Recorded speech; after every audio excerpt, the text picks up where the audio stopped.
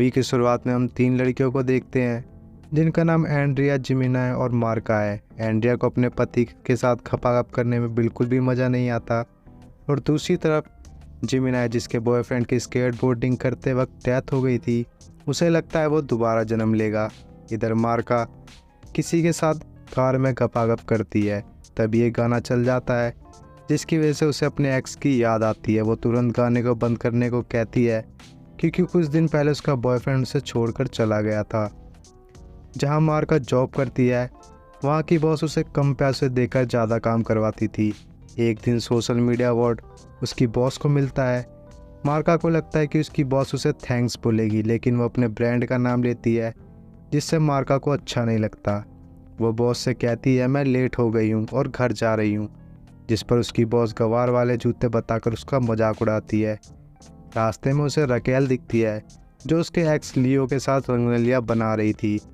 ये देखकर वो काफ़ी उदास हो जाती है और भागकर अपने घर जाती है। बेड पर सोने के बाद भी उसे लियो की याद सता रही थी। लियो के साथ बिताए पुराने दिनों को वो याद करती है और भी ज़्यादा दुखी हो जाती है।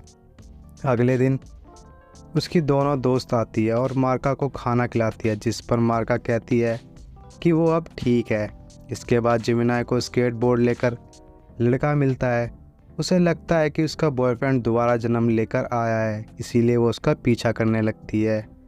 वो एक डॉक्टर होता है, जिस पर जिमिनाय झूठ बोलते हैं कि उसकी कमर में दर्द है और उससे मसाज लेकर उसे पटाने की कोशिश करती है। इधर मार्का एक बंदे के साथ कार में खपाखप करती है।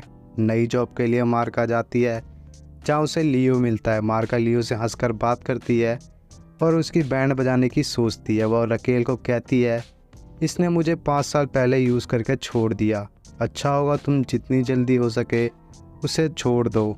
इधर जिमिनाय दोबारा उस डॉक्टर के पास जाती है और उसे पटाने लग जाती है। डॉक्टर का मूड बन जाता है और डेट पर दोनों गपागप कर लेते हैं। इसके बाद एंड्रिया 2 लड़कियों के साथ मिलकर एक लड़के के साथ करते हैं गपागप। मार्का को लियो का एक गिफ्ट मिलता है जो उसे पसंद नहीं होता है। वो वापस करने जाती है जहाँ लियो प्यार का चैप्टर पढ़ा रहा था, लेकिन मार्का वहाँ जाकर उसकी बेइज्जती कर देती है। लियो मार्का को एक रूम में खींचकर उसे अपनी बातों में फंसा लेता है और उसे किस करता है। किस करने के बाद वो कहता है अब हिसाब बराबर हो गया। मार्का गुस्से में वहाँ से चली जाती है। मार्का अपने बॉस के साथ प्लेन में जाती है। अचानक से प्लेन क्रैश होने लगता है।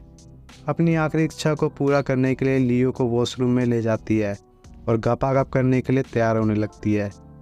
मगर उसका मूड घूम जाता है और वो लियो को वॉशरूम में ही बंद करके हिसाब बराबर कर लेती है। मगर थोड़ी देर में हमें पता चलता है वो एक सपना था। इसके बाद तीनों मिलकर एंजॉय करते हैं और अपनी अपनी बातें बताते हैं। जहाँ जिमिनाय बताती है कि उसने ब्रेकअप कर लिया क्योंकि वो डॉक्टर उसके बॉयफ्रेंड का पुनर्जन्म नहीं था। इसके बाद मार्का और एंड्रिया एक आदमी को जिमिनाय का पुनर्जन्म वाला लड़का बना देती है। उसे सब कुछ सिखाकर जिमिनाय के पास भेज देती हैं, जहाँ जिमिनाय उस लड़के से कई सवाल करती है। लड़का हर चीज़ का सही जवाब देता है, जिससे जिमिनाय को विश्वास हो जाता है कि यही उसके वीएफ का पुनर्जन्म है और वो उससे प्यार करने लगती है। दूसरी तरफ एंड्रिया एक लड़की के साथ रोमांस करती रहती है क्योंकि उसे अपने पति के साथ मज़ा बिल्कुल भी नहीं आता।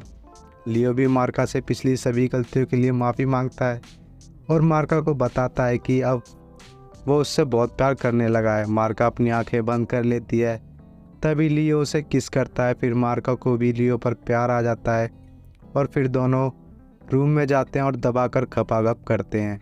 अगली सुबह मार्का बहुत खुश होती है। उसे लगता है उसे उसका प्यार मिल गया है।